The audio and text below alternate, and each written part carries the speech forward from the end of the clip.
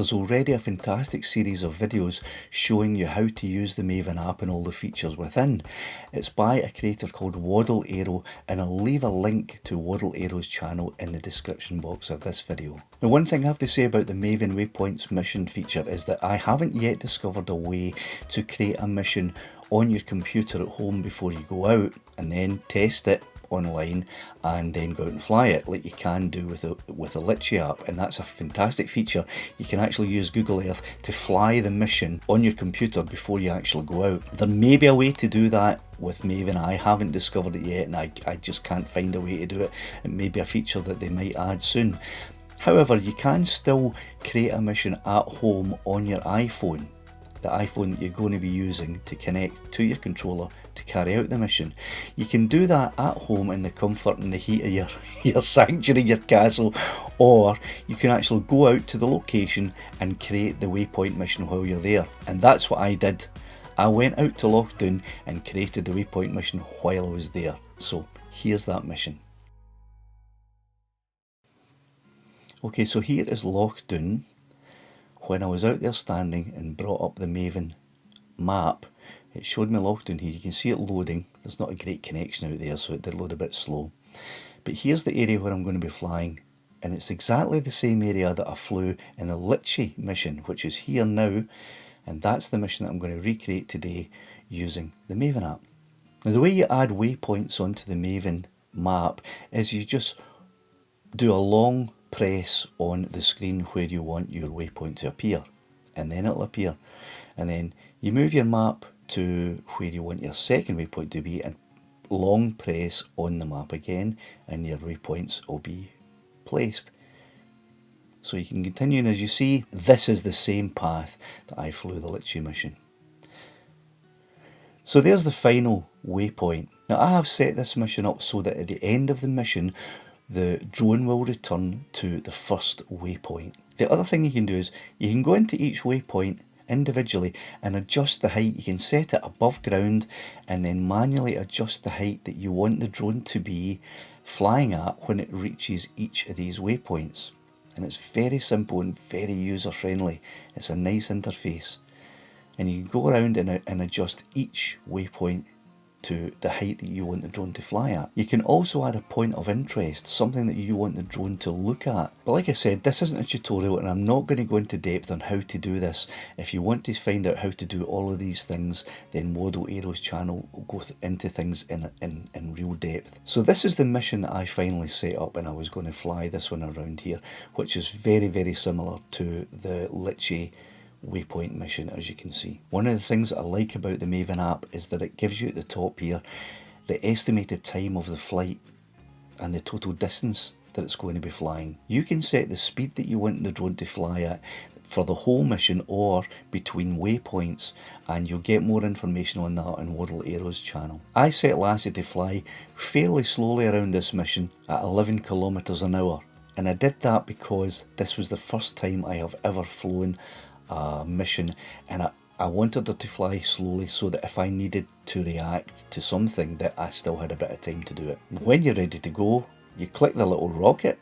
This checkbox will come up asking you, are you sure you want to run the mission? You can say no and then make some edits if you like, or you can say yes and then fly. Before I flew this mission, I realised that the heights that I had set were just a bit too high on all of the waypoints, so I edited them all and then flew the mission.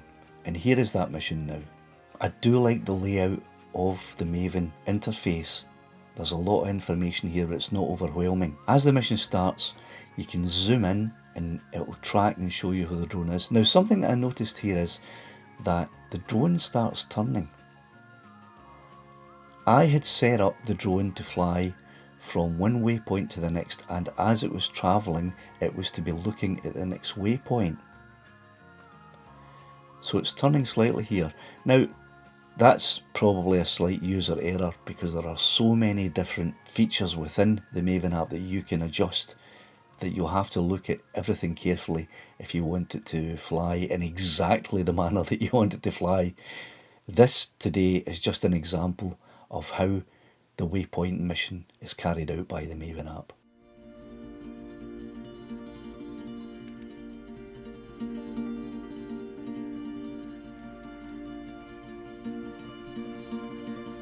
Now if you notice here on the screen that's showing the view from the drone's camera, it's starting to look a bit pixelated, and I thought at first that there was maybe something, a fly or something had landed on the lens or had been crushed on the camera lens, but that's not what it is. It is very, very pixelated.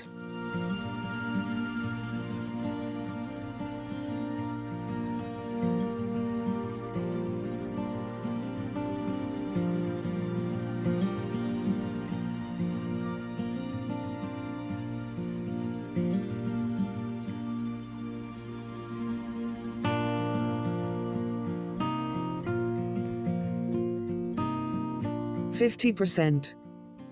So you get a warning there when your battery level is at 50%, and I quite like that. It gave me a little bit of a fright when I heard it, because I wasn't expecting it. But it's quite a good little warning, and I think I detected an Irish lilt to that accent. So here's the view from the camera, and you can see it's very pixelated, and this is really not good. And at this point I was a bit worried that if I was flying the drone using the Maven app and flying manually, would the screen be pixelated like this and would make it completely unusable. But I'll come on to more about that later on in the video. But I had confidence that the Waypoint mission was inputted correctly, and I had no worries that the drone was going to crash into anything, so it didn't really matter to me too much that the image from the camera was pixelated. I still had visual line of sight of the drone and all of the features round about, and I could see that she was perfectly safe.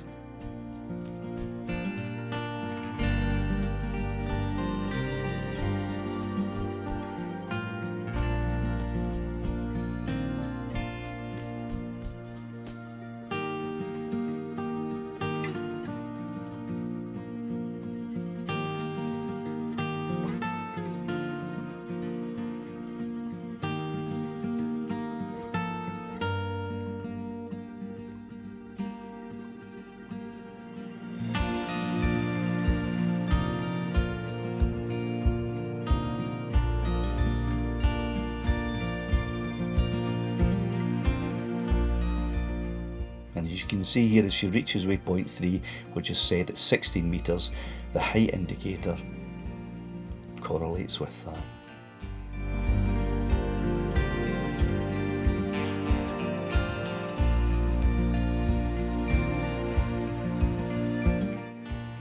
Now she's heading towards waypoint 4, and at waypoint 4 you can see the little pink arrow pointing towards the point of interest that I had asked her to look at when she reached waypoint 4.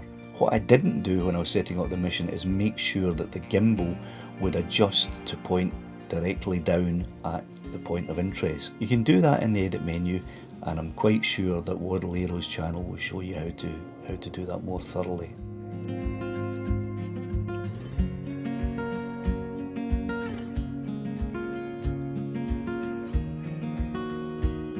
But as you can see, as she approaches waypoint 4, she is pointing right at the point of interest that I had asked her to do.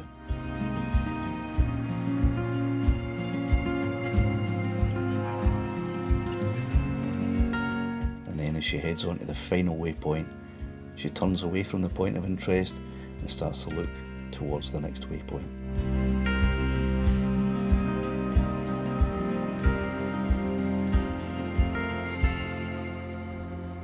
Now as she reaches the final waypoint, I had programmed this mission that on the end of the mission she would then return to waypoint 1. And the mission is complete, and the indication is returning home. She's not returning home. As you can see the orange dotted line, she is going to return to waypoint 1, and that's what I had programmed her to do. But I realised very quickly that I didn't want her to go up to my return to home height and then travel to the waypoint 1, so I just took manual control and flew her straight back to the home point.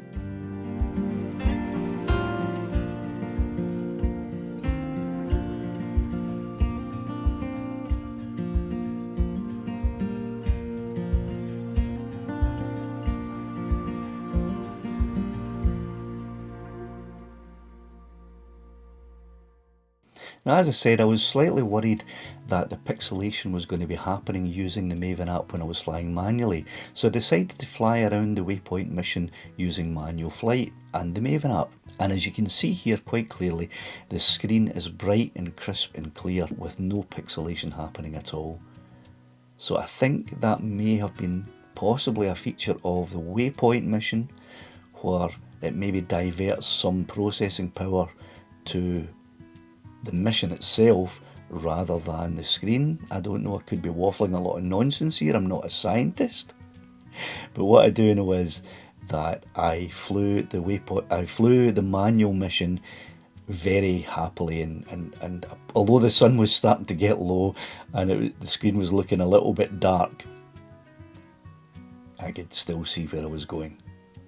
And I had no pixelation problems whatsoever in a manual flight. And I must say that I really enjoy the interface of the Maven app when I'm flying manually. And it's possible that I may use that in preference to the DJI Fly app from now on.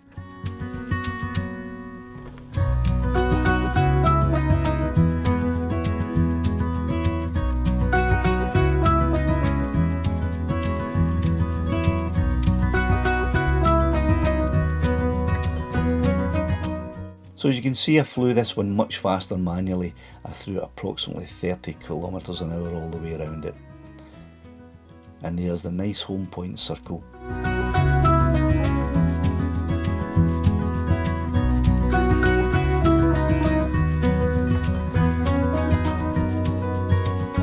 And there she is, home safe and sound. So I really like the Maven app. I like the interface. It gives you a lot of information, but it's not overwhelming. And I do like the Waypoints feature on there. The Lassie Waypoints feature has that extra thing where you can set it up on your computer at home, use Google Earth to fly it virtually before you go out and fly it, and I do like that. I'm hoping that Maven will add that feature, but if they don't, I still really like the Maven app, and I think I may use it in preference to the DJI Fly app for everything. So what do you think? Do you like the look of the Maven app? Leave a comment below and let me know what you think about it, and I'm out of here.